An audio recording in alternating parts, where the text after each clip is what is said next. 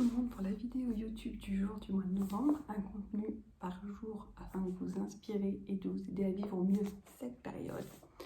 Je vous propose un format un peu inédit et j'ai ce livre que je trouve mais juste génialissime qui s'appelle Rompre avec soi-même de Joe Dispenza.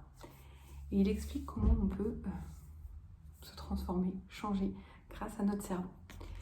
Et pour ce format un peu particulier, plutôt que juste blablater ou vous expliquer quelque chose par moi-même qui pourrait vous sembler peut-être irrationnel, pas complet, peu importe, j'ai décidé de vous lire en fait la préface de ce livre et je vous conseille vraiment de l'écouter si vous n'avez pas eu l'occasion pour l'instant d'acheter le livre. Peut-être que ça vous donnera envie d'ailleurs. Et cet avant-propos d'ailleurs, vous allez savoir quand je vais le lire, je crois d'ailleurs. Alors, le cerveau joue un rôle dans toutes nos pensées, dans toutes nos émotions, nos sentiments, nos actes et dans notre comportement avec les autres. Il est l'organe de la personnalité, du caractère, de l'intelligence ainsi que de toutes nos décisions.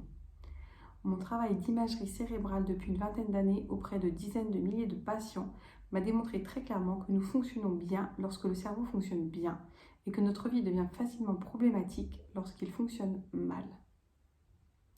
Quand notre cerveau est sain, nous sommes heureux, en bonne santé physique, plus fortunés, plus sages et nous prenons de meilleures décisions, ce qui nous aide à mieux réussir et à vivre plus longtemps. En revanche, quand leur cerveau n'est pas en santé pour une raison quelconque, comme une blessure à la tête ou un vieux traumatisme émotionnel, les gens sont plus tristes, plus malades, plus pauvres, moins sages et ils réussissent moins bien. On comprend facilement qu'un traumatisme puisse affecter le cerveau, mais les chercheurs ont démontré que la pensée négative ou une mauvaise programmation issue du passé pouvait également l'affecter. Ça, c'est ce que je vous répète constamment. C'est ce que, quand on travaille ça en coaching, c'est formidable. Par exemple, j'ai grandi avec un frère aîné qui avait tendance à me persécuter. La tension constante et la peur que je ressentais à cause de cette situation augmentaient mon anxiété, de sorte que j'étais toujours sur mes gardes, car je ne savais jamais quand je subirais son harcèlement. Cette peur causa à long terme une suractivité des centres de mon cerveau associés à cette émotion, jusqu'à ce que je sois en mesure de la surmonter plus tard dans ma vie. Dans ce nouveau livre, mon collègue le docteur Joe Dispenza nous guide dans l'optimisation du matériel et des logiciels du cerveau afin que nous acquérions un nouvel état d'esprit. Donc on considère que le cerveau est comme un ordinateur, avec du matériel et des logiciels. Le matériel, c'est son fonctionnement physique, mais il n'est pas séparé du logiciel ou de la programmation et de la refonte constante qui ont lieu dans notre vie. Ils ont un impact l'un sur l'autre. La plupart d'entre nous ont subi un traumatisme quelconque durant leur existence et doivent vivre quotidiennement avec les cicatrices qui en ont résulté. L'élimination de ces expériences qui font désormais partie de la structure cérébrale peut s'avérer incroyablement bénéfique. Bien sûr, l'acquisition d'habitudes cérébrales saines, telles qu'un régime alimentaire approprié, un programme d'exercice, l'apport de certains nutriments cérébraux, est essentielle à un fonctionnement adéquat du cerveau. De plus, nos pensées, écoutez bien, nos pensées exercent un effet curatif puissant sur le cerveau ou bien travaillent à notre détriment. Il en est de même pour les expériences passées qui se sont imbriquées dans le cerveau. Et tout ce qui s'imbrique sur votre cerveau va aussi se mémoriser sur votre corps. C'est pour ça que la réflexologie métamorphique est très bénéfique parce qu'elle vient un peu déprogrammer tout ça. Et c'est pour ça qu'on a des accompagnements aussi magnifiques et des résultats géniaux. Donc là, il parle de l'étude qu'ils effectuent, blablabla. Donc 70 000 cas qui ont été étudiés, donc des scanners, ont appris plusieurs leçons sur le cerveau. Une blessure au cerveau peut gâcher la vie de quelqu'un. L'alcool n'est pas un aliment sain et on en voit souvent les dégâts sur les scanners. Un certain nombre de médicaments que les gens prennent couramment sont nocifs pour le cerveau, comme les comprimés contre l'anxiété. Des maladies comme l'Alzheimer commencent en réalité dans le cerveau plusieurs décennies avant que les gens n'en manifestent les symptômes. Les scanners démontrent également que nous devons avoir socialement beaucoup plus d'amour et de respect pour le cerveau et que ce n'est pas une très bonne idée de permettre aux enfants de pratiquer des sports de contact. L'une des leçons les plus intéressantes que j'ai apprises, c'est que les gens peuvent littéralement modifier leur cerveau et leur vie en adoptant des habitudes cérébrales régulières de santé, comme, écoutez bien, la correction de croyances négatives et l'utilisation de processus méditatifs tels que ceux proposés dans ce livre. Changer vos croyances, se mettre à la méditation peut modifier vos habitudes cérébrales et donc vos schémas de fonctionnement.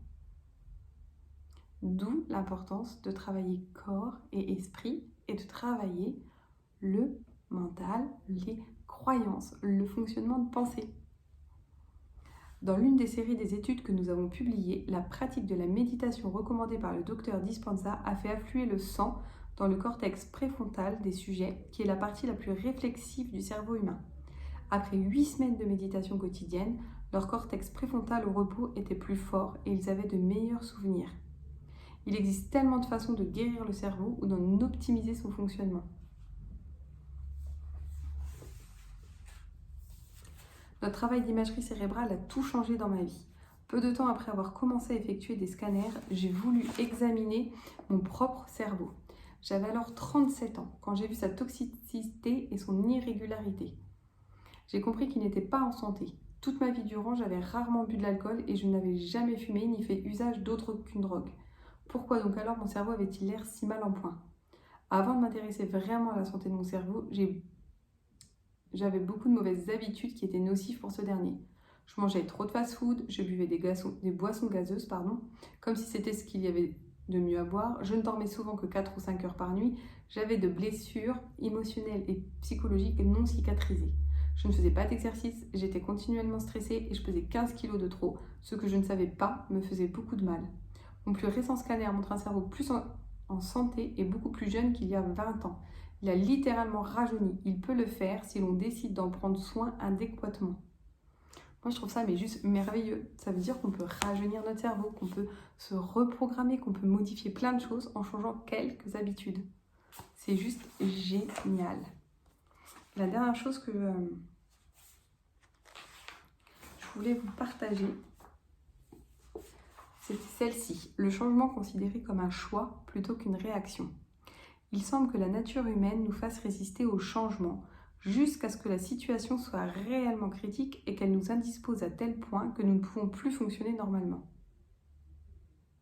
Un peu comme un burn-out par exemple, ou quand une maladie grave se déclare, ou quand le corps vous bloque et que vous ne pouvez plus bouger d'un coup, d'un seul, sans savoir pourquoi. Cela est vrai autant de l'individu que de la société. Nous attendons que la crise, le traumatisme, la maladie ou la tragédie se manifestent pour regarder ce que nous sommes, ce que nous faisons, ce que nous ressentons et comment nous vivons, afin d'effectuer enfin un changement réel. Il faut souvent le pire scénario pour que nous commencions à améliorer notre santé, nos relations, notre carrière, notre famille et notre futur. Pourquoi attendre? Qu'attendez-vous? S'il y a quelque chose qui ne vous plaît pas, qui ne va pas, ou qui vous fait mal, qu'attendez-vous pour faire quelque chose pour vous-même? Que ce soit lire des livres de développement personnel, mais pas seulement les lire, il faut ensuite faire les exercices qui sont proposés, travailler dessus, et ça quotidiennement, parce que c'est la répétition qui va créer les nouveaux circuits neuronaux. Et sachez bien une chose, je ne sais pas que je ne sais pas. Une fois que j'apprends ce que je ne savais pas, je sais. Mais il n'y a qu'en le pratiquant que je le connais vraiment, et j'oublie ensuite que je l'ai su. C'est un apprentissage, le développement personnel, le changement de croyance, le changement de schéma de votre vie. C'est un apprentissage. Et moi, j'adore voir ça comme un jeu, parce que c'est beaucoup plus fun, beaucoup plus simple. Et si c'est plus fun et plus simple, avec les méthodes qu'on peut mettre en place, c'est plus rapide. Et puis, vous le faites beaucoup plus facilement, parce que le cerveau a vous retrouvé en fait votre enfant intérieur, vous aimez jouer. Donc ça, c'est génial. Je voulais vous partager ça, pour que vous compreniez, alors pour ceux que ça intéresse, le livre, le voilà, Rompre avec soi-même, Joe Dispenza. Sinon, si c'est un sujet qui vous passionne, n'hésitez pas à échanger avec moi, j'adore ce sujet. Mais je voulais vraiment que vous preniez conscience que vous avez le pouvoir de changer, vous avez le pouvoir d'aller mieux, vous avez le pouvoir de vous épanouir, d'être heureux et d'avoir tout ce que vous voulez dans votre vie. Il suffit quotidiennement de prendre quelques instants pour vous, avec certains exercices, certains outils, ceux qui vous correspondent, pour mettre tout ça en place. Je vous souhaite beaucoup de bonheur, de merveilleux moments et je vous dis à très vite et à demain pour la prochaine vidéo.